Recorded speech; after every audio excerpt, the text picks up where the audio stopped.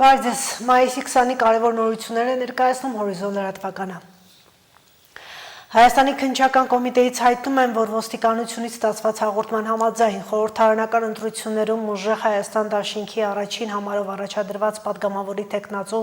Նարեկ Կարապետյանը դիտավորությամբ թաքցրել է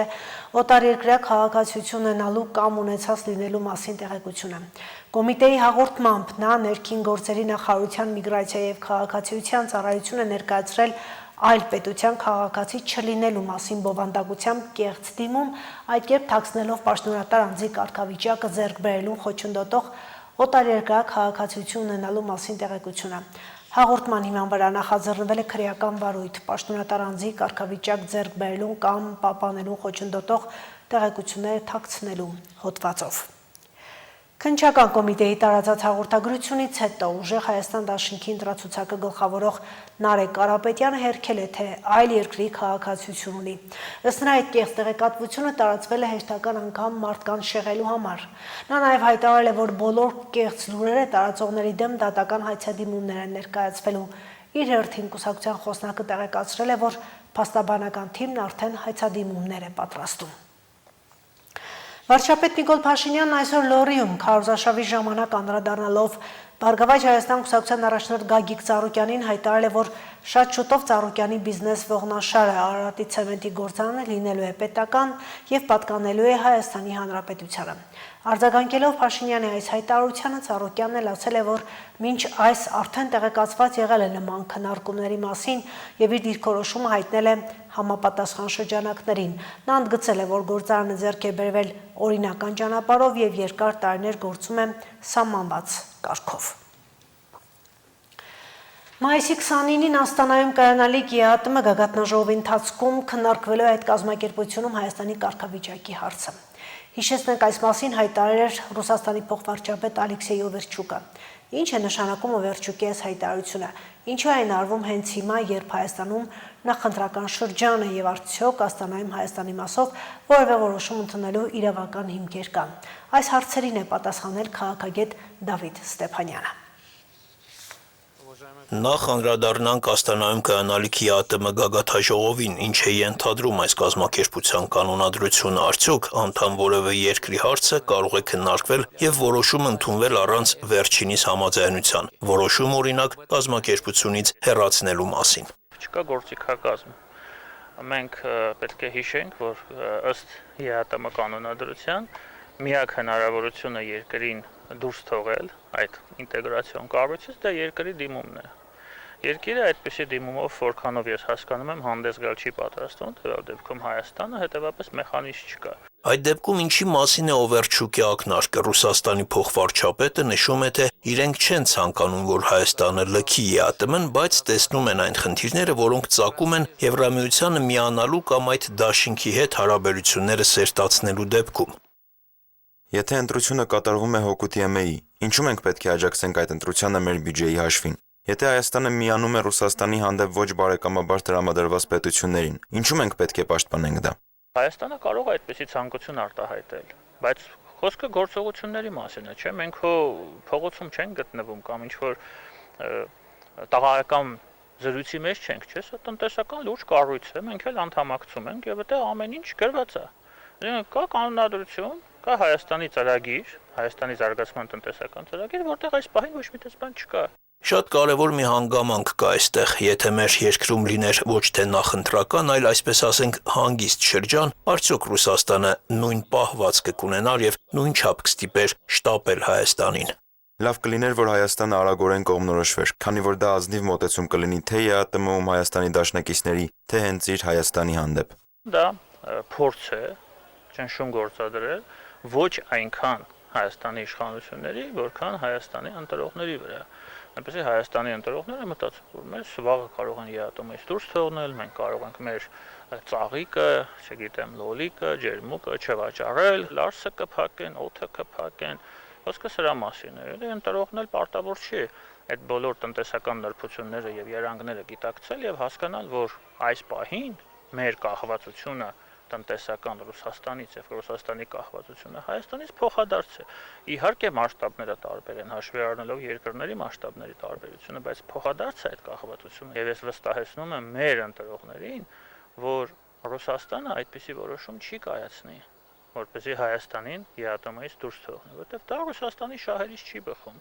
Այնուամենայնիվ Հայաստանի ընտրողները ապահովագրված չեն հոգեբանական տարատեսակ ճնշումներից, սպառնալիքներից ու շանտաժներից եւ ուզենք թե չուզենք կգտնվի մարդկանց որոշակի խումբ, որի ընտրության հարցում դեր կխաղա խուճապը։ Խուճապը եւ վախը ամենավատ խորհրդատուն է այսպիսի որոշումներ կայացնելու ընթացքում։ Առաջին հերթին ընտրությունների ժամանակ, որովհետև այս ընտրությունները մեզ համար վճռորոշ են։ Մենք վերջը պետք է հասկանանք, մենք փորձում ենք եւ ցանկանում ենք կառուցել իրական անկախ Հայաստան, որտեղ մենք կունենանք բոլոր այն իրավունքները, որը ունի քաղաքակիրթ աշխարհի ցանկացած քաղաքացի, թե մենք ցանկանում ենք դառնալ Բելարուս, օրինակ։ Վերադառնալով մայիսի 29-ին Աստանայում կայանալիք գագաթաժողովին, Դավիթ Ստեփանյանը հիշեցնում է, որ ԵԱՏՄ-ն միայն Ռուսաստանը չէ, այնտեղ կան նաև այլ երկրներ, որոնք պարտադիր չէ, որ կիսեն ռուսական դիրքորոշումը։ Եթե օրինակ Բելարուսի դեպքում, Լուկաշենկոյի դեպքում ես կասկածներ չունեմ, ինչպիսի դիրքորոշում է արտահայտվելու, Տոկաևի դեպքում եւ Ղազախստանի դեպքում եւ կասկածներ ունեմ։ Ընդհանրապես չէ, որքանով է Ղազախստանը այս պահին շահագրգռված Հայաստանի արչեւ այսպիսի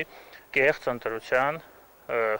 ընտրության պահանջ դնել։ Ղազախստանը մի երկիր է, որը այսօր քաղաքականություն է թելադրում։ Առաջին հերթին Կենտրոնական Ասիայում, երկրորդ հերթին հաշվի առնելով Կենտրոնական Ասիայի կարևորությունը ամբողջ տարածաշրջանում եւ ոչ ԵԱՏՄ-ում։ Բայց այստեղ մեզ կարող են շատ հետաքրքիր մեզ եւ ռուսներին անակնկալներ սպասել։ Արտակ Հովհաննիսյան, Սերան Հակոբյան, Հորիզոն։ Ընդամենը մեկ շաբաթվա ընթացքում Չինաստանում ընդունել են երկու գերտերությունների ղեկավարներին։ Մեկ շաբաթ առաջ ԱՄՆ նախագահ Դոնալդ Թրամփն էր Պեկինում, այսօր Ռուսաստանի նախագահը։ Ինչ առանձնահատկություններ ունեն այս այցերն ու ձեռք բերված համաձայնությունները։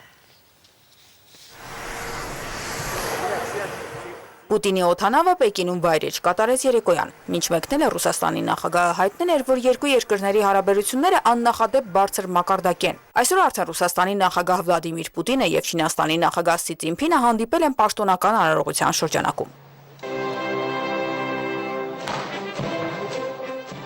Իսկ այն, որ Ռուսաստանի եւ Չինաստանի միջև վերջին տարիներին քաղաքական վստահությունը ամրապնդվել է, լիդերները ընդգծել են դեմ առ դեմ եւ ընդլայնված կազմով հանդիպումներում, նշելով, որ շարունակում է զարգանալ համագործակցությունը առևտրի, ներդրումների եւ էներգետիկայի ոլորտներում։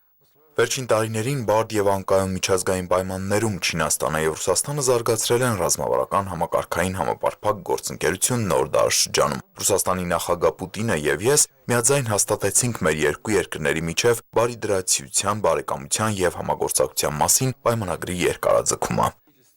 Պուտինն իր հերթին նշել է, որ Ռուսաստանի եւ Չինաստանի հարաբերությունները հիմնված են հավասարության, փոխադարձ աջակցության, բարեկամության եւ իրական բարիդրացիության սկզբունքների վրա։ Ռուսաստանի եւ Չինաստանի միջև նոր դարաշրջանի համապարփակ գործընկերությունը եւ ռազմավարական փոխգործակցությունը ժամանակակից աշխարհում միջպետական հարաբերությունների մոդել է։ Մեր նպատակը ռուս եւ չինացի ժողովուրդների բարեկեցությունն ու բարգավաճումն է։ Ռուսաստանի նախագահը նշել է, որ իրենց հարաբերությունները նպաստում են համաշխարհային կայունությանը։ Ավելի ուշ ամփոփելով արդյունքները Ռուսաստանը եւ Չինաստանը երկկողմ համագործակցությունն ամրապնդող ավելի քան 20 փաստաթուղթ են ստորագրել, որոնք կողմերը ռազմավարական նշանակության են անվանել։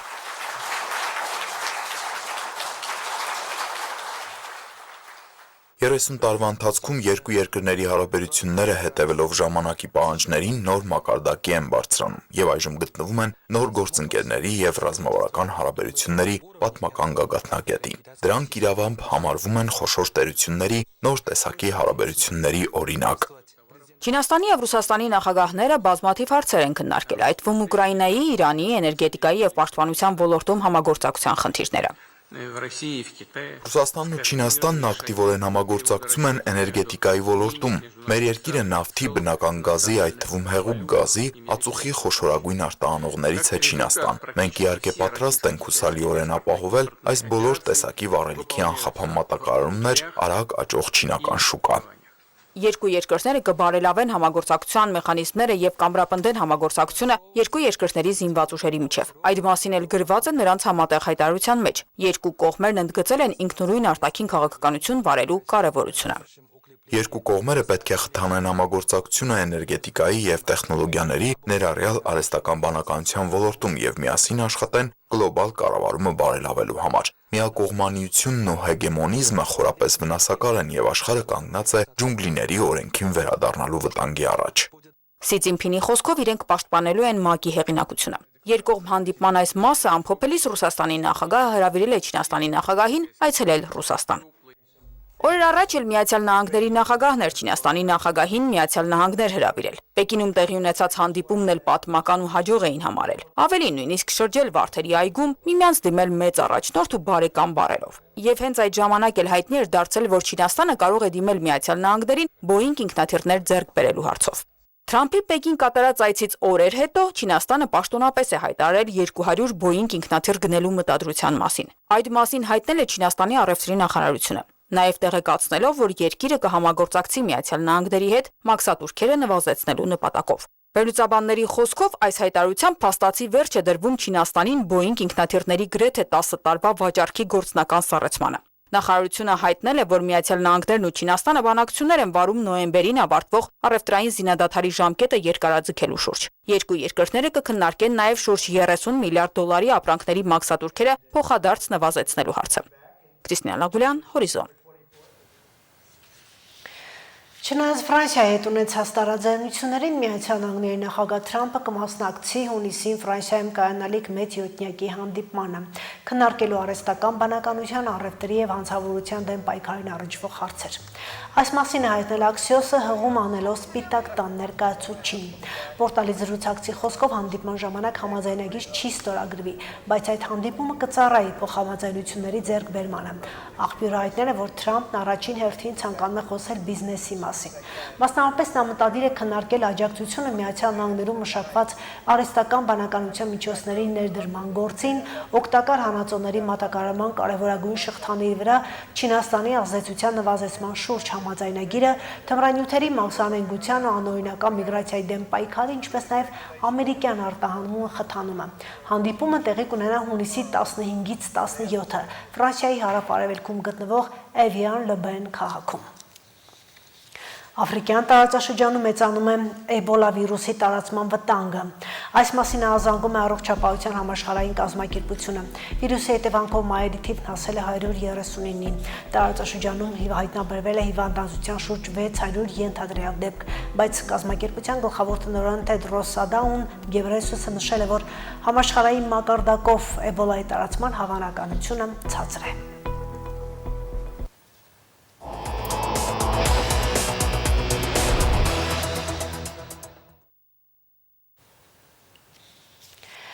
Կաթի արտադրության խթանման հանրապետությունում տավարաբուծության զարգացման սուբսիդավորման նոր ծրագիր է մեկնարկում։ Այն 3-ից 22 գլուխ խոշոր եղջերավոր պահող տնտեսությունների համար է յուրաքանչյուրի հաշվով 15,000 դրամ հատկացումով։ Ծրագիրը վերջին տարիներին նվազող անասնագլխաքանակն ու կաթի արտադրության ծավալները վերականգնելու նպատակ ունի։ Միայն Շիրակի մարզում այս տարվա տվյալներով հաշվառվել է 29,000-ից մի քիչ ավելի խոշոր եղջերավոր, նախորդ տարվա համեմատ անասնագլխաքանակը պակասել է 2441-ով։ Կարտոֆիլով տակ տևեցի, վարկ վեշծերի, 9 հատ անասուն առա, իրաս կերերով, անասուններ երկու հատս անգում են գնացեք ովերիս, ես էլ իրանք են։ Ոտպես հեմի շարնագում ենք, հլը տեսնանք, տեստեմբերով գնաց ես եք տարգենք, ուրիշ մի բանով զբաղվենք։ Անասնապահության բարդ ու ծախսատար գործը 50-ամյա Կարապետը 2 տարի առաջ է ձեռնարկել։ Գնել է տոհմային կենդանիներ, յուրաքանչյուրի համար վճարելով 800,000 դրամ։ Բարձր կաթնատվությամբ կենդանիներին դեռ հարոտ չի հանում, ինչն էլ բարդացնում է խնամքը։ Համել խոտի պաշարներն են շուտ վերջանում։ Կաթնատվությունից գոհ է, մեկ կովից օրական մինչև 30 լիտր կաթ է ստանում։ Սա է հիմնական եկամուտը, որ ստանում է կաթի վաճառքից։